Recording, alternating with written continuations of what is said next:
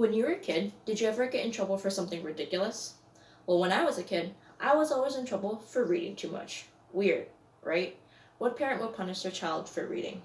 Granted, I didn't do any of my chores, but in my defense, I just could not put down whatever book I was reading because I was so wrapped up in the story. Today, I'm going to share with you 3 books that have helped shape who I am and represent important parts of my identity, such as my sense of adventure, my spirituality, and my value of family and friends. These books represent who I was, who I am, and what I want in life. I like to begin by saying that I have a very eclectic taste in literature, but I especially love fantasy books because they represent how adventurous I am. The first book to represent my adventurous self is J.K. Rowling's Harry Potter and the Chamber of Secrets. Harry Potter was very sheltered, just like I was as a child, until suddenly these animals and people literally swoop into his life to show him an entire world filled with new experiences and places that he never knew existed. So as soon as I was able to go off on my own in college, I embarked on trying new activities, eating new cuisine, and meeting new people, just like Harry Potter. I still love trying anything new to this day. I also love to travel. I majored in anthropology and environmental studies, and I wanted to experience these cultures and people that I was learning about in my classes. So I studied abroad in London and in Costa Rica. I also traveled to many other places in the world. And although fantasy literature represents my adventurous self, I am also very spiritual. The Bible represents my spiritual self and my conflicted history with spirituality. When I was growing up, I was forced to go to the Catholic Mass, and how the priest read the Bible made me think that it was the most dull, unimaginative, and unrelatable book I had ever encountered. But it wasn't until my adult life that I found that I was completely wrong.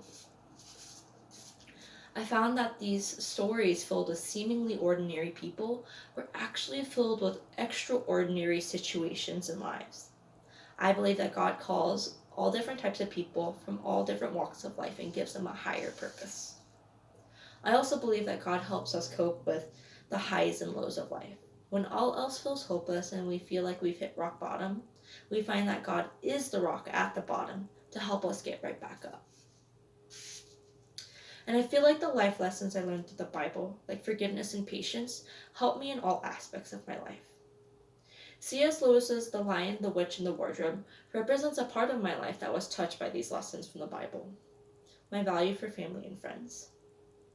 Growing up in a dysfunctional family myself, Lewis's books helped me learn that people can overcome many relational obstacles and that family plays a pivotal role in everyone's life. And although we may not be able to choose our family, we are able to choose our friends and create a social circle filled with love and encouragement. As an adult, I learned how to foster healthy relationships and to not settle for anything less than I deserve. Our taste in books, or even music and movies, are reflections of who we are, what we want, who we want to be, and what we want in life. I have introduced myself and shown you my sense of adventure, my spirituality, and my value for family and friends through 3 important books that have influenced my life. And what I love most about all of these books is that they taught me is that life is what we make it. We can write and change our reality just like these writers and characters wove new worlds and lives out of nothing. We have the power to make our fantasies a reality. Thank you for listening.